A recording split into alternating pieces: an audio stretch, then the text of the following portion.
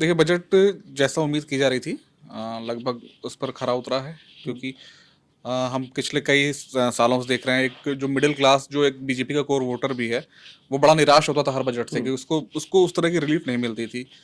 और जो अगर देखा जाए जिस तरह से इन्होंने इस बार टैक्स स्लैब जो आपकी कहते हैं छूट बढ़ाई है, छूट इनकम जो है वो 7 लाख से 12 लाख करी है, ये एक बड़ा कदम है। कदम है। और इसमें एक चीज और जो अभी देखने को, अगर हम जाके हुँ, फाइनेंस बिल में मैं देख रहा हूँ, तो शायद जो ओल्ड टैक्स रजीम था जिसको हम कहते थे, अब वो इस फाइनेंस बिल में कहीं नजर नहीं आ रहा है फिलहाल, हुँ, अभी तक जो मैंने पढ़ा इसमें फाइनेंस बिल में अच्छा। नहीं है। तो हो सकता है कि जब ये नया टैक्स लॉ जो जिसकी निर्मला जी ने बात की है कि वो जब आए, तो उसमें अब जो न्यू टैक्स रजीम है वो ही बचे। ठीक है, तो एक तो ये है। हुँ, दूसरा एक और जो उन्होंने स्लैब बनाया है कि भाई अब उन्होंने कह दिया 12 लाख रुपए तक टैक्स नहीं है, और अगर आप सैलरीड हैं, सिर्फ हुँ, सैलरीड हैं, यानी हुँ, अगर आपकी दूसरी इनकम नहीं आ रही है कहीं से, आप दूसरे अदर स्रोत से आय नहीं होती, तो आपको 12 लाख 75 हजार, यानी 75 हजार स्टैंडर्ड डिडक्शन मिला के आपको 12 लाख 75 हजार तक छूट नहीं लगेगी। हुँ, लेकिन ये ध्यान रखना है कि अगर 12 लाख 75 हजार से पैसा ज्यादा हो गए, तो फिर आपके स्लैब के हिसाब से पैसे लगने हैं, यानी अच्छा। जो उसमें जो 0 लाख से 4 लाख है उसमें 5% है। हुँ, चार नहीं लाख ये हाँ, 4 लाख से 8 लाख 10%, फिर 8 से 12, इस तरह उन्होंने 4 4 लाख के हाँ, स्लैब बना दिए हैं। हाँ, तो अगर आपकी 12 लाख 75 हजार से ज्यादा हो रही है, तो फिर आपको उस स्लैब के हिसाब से टैक्स देना देना पड़ेगा। पड़ेगा। लेकिन ओवरऑल हम देखें तो एक बड़ी रिलीफ है किसी भी लिहाज से। हुँ, तो निश्चित ही जो मिडिल क्लास है वो इसमें खुश होगा।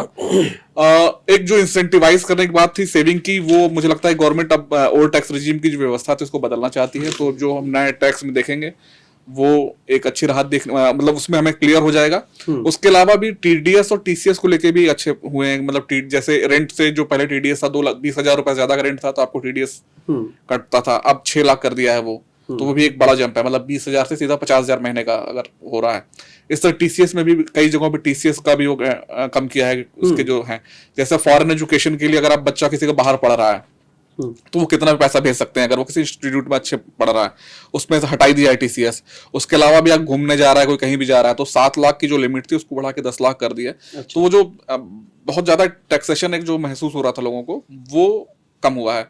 दूसरा कोई टैक्स नहीं, जैसे एसटीटी पे कहीं टैक्स बढ़ा दें या इस तरह की कहीं कुछ टैक्स बढ़ाया नहीं है। तो बड़े सालों बाद अगर हम देखें तो मिडिल क्लास को कुछ पैसा में सेविंग होती हुँ, नजर आ रही है। टैक्स का कि 12 लाख रुपए तक टैक्स फ्री है और जो एक-एक है परसेंटेज वाइज़ किसे कितना टैक्स देना होगा, थोड़ा-सा समझा देंगे? देखिए, अभी जो नया टैक्स रजीम, न्यू टैक्स हुँ, रजीम जिसको हम कहते थे, शायद वही अब हमारी डिफॉल्ट टैक्स रजीम रह जाएगी, और हुँ, ओल्ड टैक्स रजीम अगले साल से शायद, हुँ, अरे पर अभी हम और कंफर्म करेंगे। लेकिन फिलहाल की जो दिख रही है उसमें ओल्ड टैक्स रजीम नहीं है।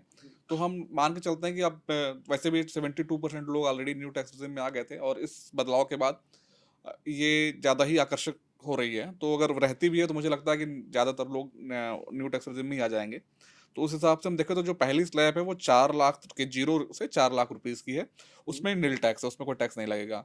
दूसरी जो टैक्स स्लैब बन रही है वो 4 लाख से 8 लाख की है, और इस पर 5% का टैक्स है। तो अब सारे स्लैब इसमें उन्होंने 4 4 लाख के कर दिए हैं ना, जैसे ठीक है, 4 से 8, 8 से 12, 12 से 16, 16 से 20, 20 से 24, एंड उसके 24 24 से अबव जो हुँ, है।